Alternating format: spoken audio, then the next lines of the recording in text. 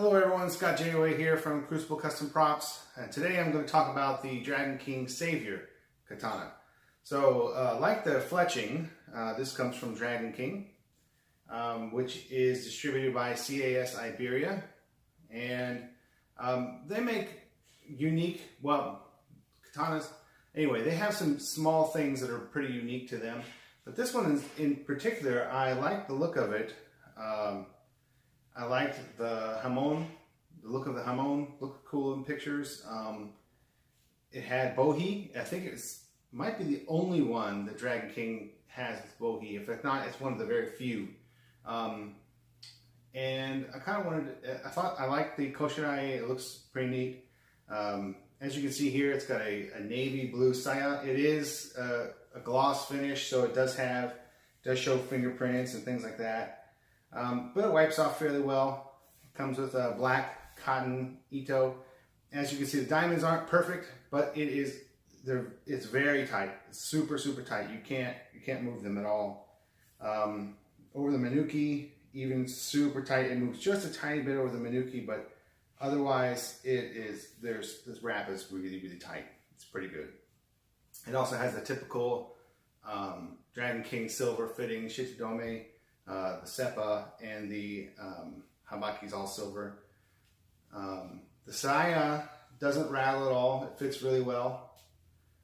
It's a nice blade. It is long. I think this one actually measures in a little bit longer than the measurements on the website. It's just about 31 inches, and I think it's supposed to be 29 or maybe 30. So it's a little bit longer than the specs say.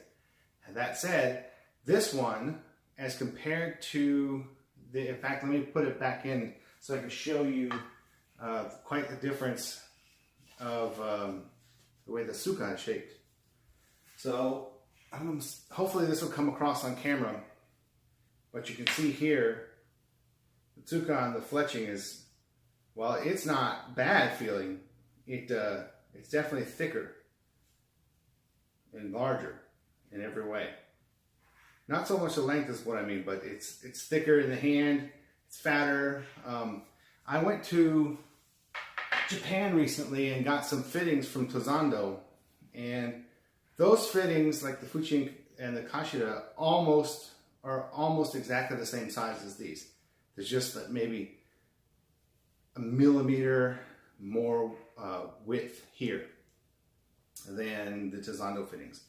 But as you can see, it's really slim. It's really nice. It's comfortable, super comfortable in the hand. It's probably, for production sort, it's really, I don't know if it's why it's just this particular one or whatever, but it's really nice.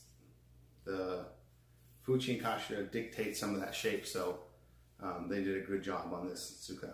It's really nice. So, I'll talk about the blade a bit. It seems to have quite a bit of a deeper story than the fletching. The bohi goes all the way down, and in fact, I'll take this apart, and that'll be the next part of the video, showing you the blade in detail. But it also does have this up here. The kisaki is not. It's still a cosmetic kisaki. It's not, or the yokote is a cosmetic. It's not geometric, but it's done much better. The polish is completely different from the fletching. The fletching looks like it's just, like 1,000 grit along the whole But this is much higher end polishing. It's completely different. It's still got a bit of the frosty edge to it, but it's much closer to what I saw in Japan on Japanese made blades. It's much closer. It's really nice. It's much better. And this one is very, very sharp compared to the fletching.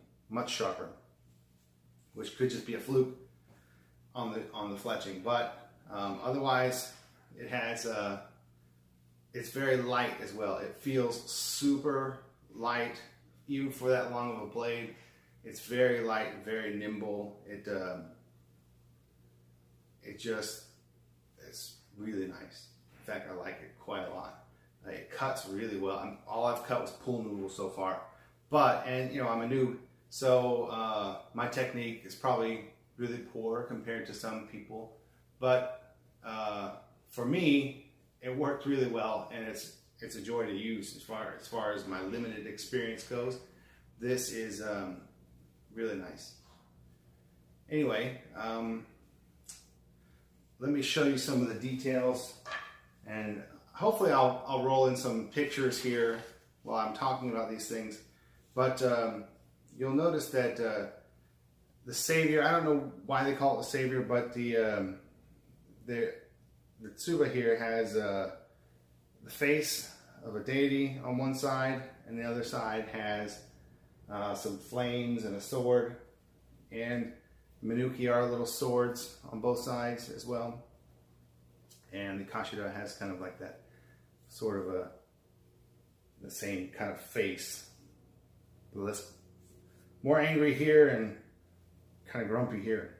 Anyway, the Sageo is much nicer than the one that came on the fletching. The fletching was like a shoestring. This one is less shoestringy. It's a little bit more stiff, and it's got a really cool pattern to it that starts off dark and then kind of tapers off and changes to yellow on its way down. So pretty cool.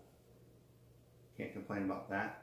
One of the things that I did have to replace was the Makugi. They're just like the fletching. They're not very good. They were all shredded and stuff, but so I replaced those, or at least one of them, which is much better. The Samegawa is panels, of course, and it's okay. Small nodules, but there's nothing wrong with it really. It's fine. But the Katanito is in good shape. It's not frayed like on the fletching. So everything seems to be it's a step above. I mean, it's a different price bracket from the fletching, but I think the extra cost, you can see it and feel it, and it's obvious. It's very obvious. And also the Saya holds the blade really well. It's not going to just fall out. There's no rattle, anything like that. So, pretty good. I don't have much first-hand experience with Hanwei's offerings in this price range. I think this is around $580 new from Cult of Athena. So, I'm not sure how this compares in the hand, but for the money that I've seen, this seems to be a really good option in that price bracket. Anyway, let me pause here, and then we're going to I'll show you some of the blade. I'll take everything apart and show you what everything looks like.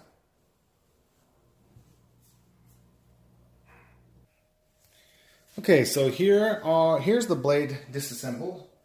Kind of want to show you just a little bit. I'll try and stay out of light. The Tsuka here, and this one is interesting as this one, as you can see here, no cracks, no shims whatsoever compared to the fletching. This one's actually looks like it's made for the blade. Fits tight, fits well. You can see the panels here. And the Fuji just sits right there. Let's show you some of the detail on the Fuji.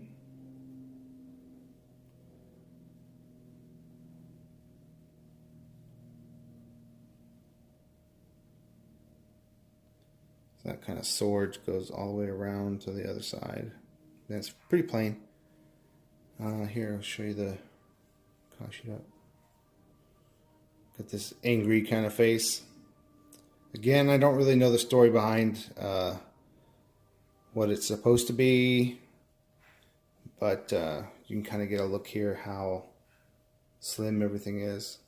Much nicer in the hand. Everything is really nice compared to the fletching, which isn't bad, but this is obviously a step up.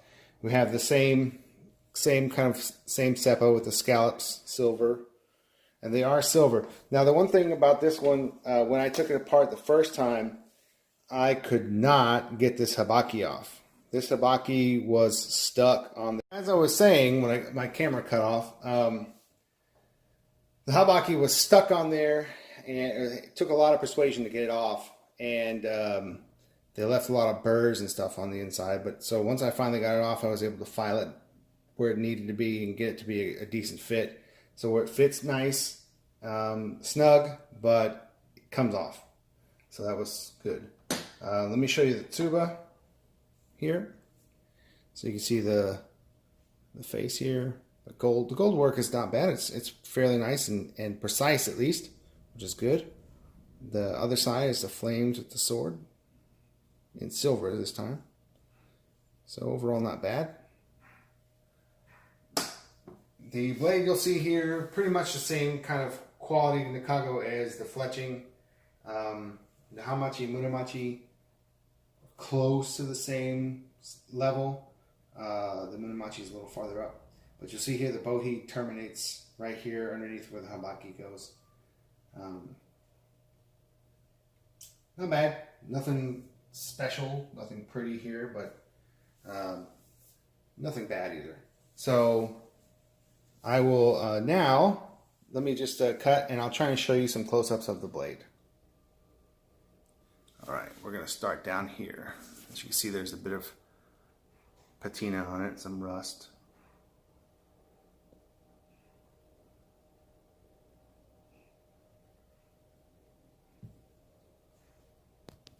Let's try to get it in focus.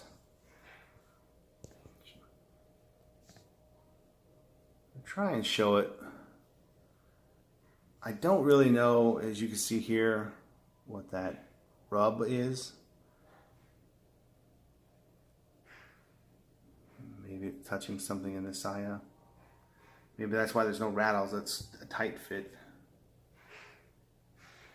But you can see the quality of the polish is quite different from the fletching. Let's see if I can get decent. It's really hard to see.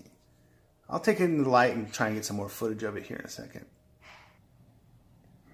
All right, let's see if we can show you a little bit more what this blade looks like.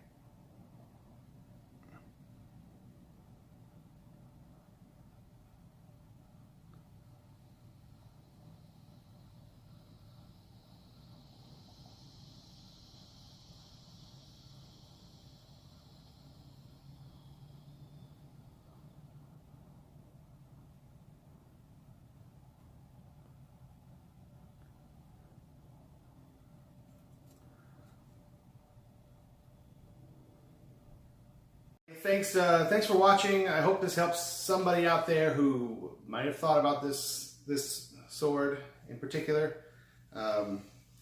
Just one of the things I did notice while I was taking pictures, and I feel kind of stupid for not noticing it before, but the okote is geometric. It's not super well defined. It's very slight, but you can see it. You can feel it.